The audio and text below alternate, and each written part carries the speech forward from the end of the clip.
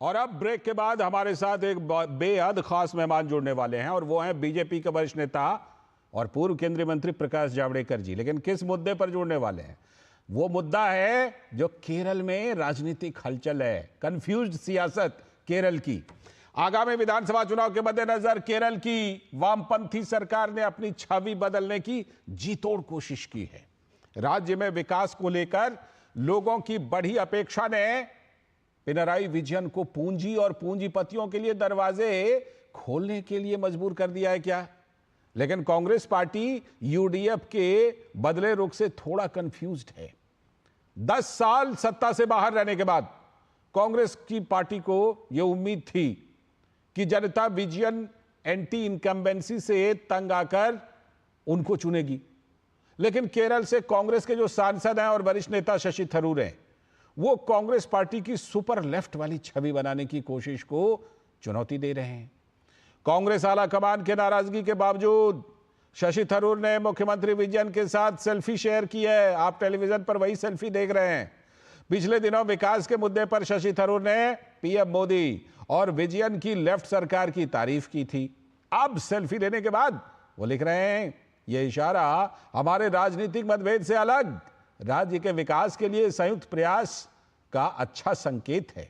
अखबारों में एक आर्टिकल लिखकर शशि थरूर ने कांग्रेस पार्टी के अंदर हंगामा खड़ा कर दिया था। क्या लिखा था उन्होंने? सार्वजनिक रूप से लेफ्ट सरकार की तारीफ की थी, तो पार्टी ने बड़ी गंभीरता से उसको लिया था। कांग्रेस पार्टी ने, राहुल गांधी ने तो उन्हें इसके लिए दिल्ली तलब भी कर लिया था। तो बड़ा सवाल यह है कि क्या बीजेपी के बढ़ते जनाधार को देखते हुए कांग्रेस पार्टी ने मुस्लिम जमातों में अपनी पकड़ ज्यादा मजबूत की है, जो लेफ्ट पार्टी के लिए चुनौती हो सकती थी। लेकिन पार्टी इन्वेस्टमेंट को लेकर इतना कंफ्यूज्ड क्यों है, यह बात तो समझ से परे है। और इसी मुद्दे पर अब हमारे साथ वरिष्ठ भारतीय जनता पार्टी के नेता, केरल के प्रभारी, पूर्व केंद्रीय मंत्री प्रकाश जावड़ेकर जी जुड़ गए हैं। बहुत बहुत स्वागत सर आपका डीडी न्यूज पर। नमस्ते। नमस्कार नमस्कार सर। और सबसे पहले ये केरल में क्या कुछ जो है, आप पता नहीं, मतलब आप केरल के प्रभारी हैं, बीच बीच में बहुत इंटरेस्टिंग खबरें आती रहती हैं और वहां पता नहीं आपने क्या ऐसा जादू कर दिया है कि एक ही खेमे में एलडीएफ और यूडीएफ कौन ज्यादा अल्ट्रा लेफ्टिस्ट होगा, इसकी होड़ सी मच गई है कांग्रेस में और सीपीएम में। ये तो अभी 14 महीने बाकी है विधानसभा चुनाव को। अब तो और तेजी आएगी और चित्र विचित्र घटनाएं अपने को देखने को मिलेगी जी। क्योंकि पहले एक समझना चाहिए कि ये दोनों ही दल एक नूरा कुश्ती खेल रहे हैं केरल में। क्योंकि ये इंडी गठबंधन के ये साथीदार है, पूरे देश भर में है। पड़ोसी आंध्र, तेलंगाना, कर्नाटक और यहां भी है एक दूसरे के साथ, तमिलनाडु में। तो ये जो सात देश भर में, लेकिन केरल में एक दूसरे का विरोध जताना, ये इनकी राजनीति है। और ये राजनीति लोग अब समझ चुके हैं। और दूसरी एक समस्या है, कम्युनिस्टों में भी मतभेद है और कांग्रेस में तो मतभेदों का अब ये खुल गया है। मुख्यमंत्री कौन बनेगा? अरे कौन, जनता बनने ही नहीं देगी। कांग्रेस को भी नहीं बनने देगी, कम्युनिस्टों को भी बनने नहीं देंगी। इस बार आप देखेंगे नतीजे बहुत चौंकाने वाले रहेंगे। क्यों? क्योंकि ये पूरा अंतर्विरोध लोगों के सामने आ गया।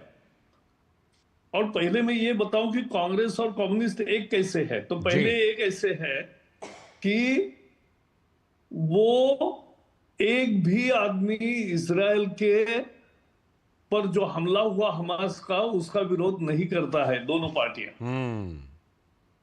पार्टियां लव जिहाद पर चुप है।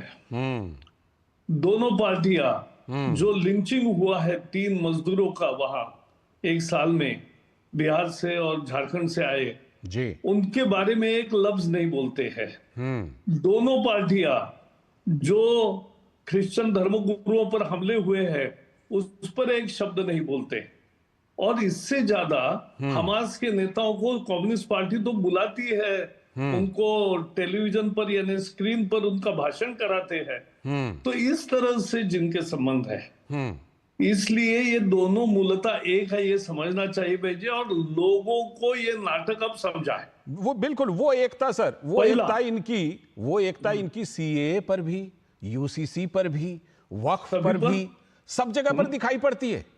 और अभी वन नेशन वन इलेक्शन पर सब जगह ये एक ही भाषा बोलते हैं। तो ये दोनों पार्टियां गठबंधन एक ही है, ये अब लोगों को समझा और लोग दोनों से तंग आ गए। एक सादा उदाहरण बताओ, मैं अभी पिछले सप्ताह केरल में था, तो उसमें मुझे रेलवे से प्रवास कर रहा था, तो सभी रेलवे स्टेशन पर मैंने देखा कि सीढ़ियां पहले केवल होती थी, अब लिफ्ट भी है, एस्केलेटर भी है। ठीक। तो सारे लोग कह रहे थे कि 70 साल किसी ने नहीं किया ये। कम्युनिस्ट और ये दोनों सत्ता में थे, यूपीए में थे एक साथ, लेकिन कभी नहीं किया कांग्रेस ने और कम्युनिस्टों ने। मोदी ने ये समझा और मोदी ने लोगों की दर्द दूर किया। तो ये जो मोदी का विकास का मंत्र है वो लोगों को भाया है, और उसके कारण केरल की राजनीति में बड़ा उछाल हो रहा है। थोड़ा सा और समझाइए सर। अब दोनों की मतदार मुस्लिम वोट किसको मिलेंगे, इसके लिए भी है, बिल्कुल चल रही है। बिल्कुल, थोड़ा सा और ये समझाइए सर। मुस्लिम वोट के लिए एक दूसरे से ज्यादा कट्टर दिखाने की कोशिश है, दिखना है, बिल्कुल कॉम्पिटिटिव पॉलिटिक्स ऑफ अपीजमेंट है। ठीक है, ठीक है सर, और अपीजमेंट ऑफ एक्सट्रीम एलिमेंट्स है। ठीक है सर, आपने कहा प्रोग्रेसिव फ्रंट ऑफ इंडिया पर पाबंदी डाली, बिल्कुल, अभी एसडीपीआई पर एक्शन ली, एक लफ्ज नहीं बोले, ठीक है, स्वागत का कि मोदी ने अच्छा काम किया, ठीक है, नहीं बोलेंगे। अच्छा, ये मुझे तो आश्चर्य लगता है, शशि थरूर पढ़े लिखे हैं, उन्होंने जिस पर प्रशंसा की कम्युनिस्टों की कि भाई स्टार्टअप का बहुत अच्छा ग्रोथ हुआ है। अरे भाई साहब, आप दोनों एक थे तब 2014 में केवल 400 स्टार्टअप थे देश में, आज 1,40,000 हो गए। तो इसका कारण कम्युनिस्ट सरकार नहीं है, इसका कारण देश भर में जो पॉलिसी, नीतियां, नियत और जिससे काम हुआ मोदी सरकार ने किया, बिल्कुल उसके कारण हुआ है। सर एक चीज और जो कि महत्वपूर्ण है, आपने खुद कहा कि ये दोनों एक ही प्लेटफॉर्म पर हैं, सब मिले हैं। मैं थोड़ा सा अगर और लाइटर नोट में जाऊं तो एक जो कहा जाता शशिमान ही गंगाधर है, गंगाधर ही शक्तिमान है, ठीक है ना? तो मैं ये कह रहा हूं कि आपने कहा दोनों एक ही प्लेटफॉर्म पर है। अच्छा, दोनों एक दूसरे के कट्टर दिखते भी हैं, एक दूसरे के बिल्कुल सामने एक दूसरे के विरोधी होने की भी बात करते हैं, लेकिन शशि थरूर जी का जो ये ताजा सेल्फी है सर, बड़ा अच्छा फ्रेम उन्होंने बनाया है। वो फ्रेम अभी हम दिखा रहे थे, ये फ्रेम भी कुछ कहानी कहती है क्या? ये भी कुछ संदेश दे रही है क्या?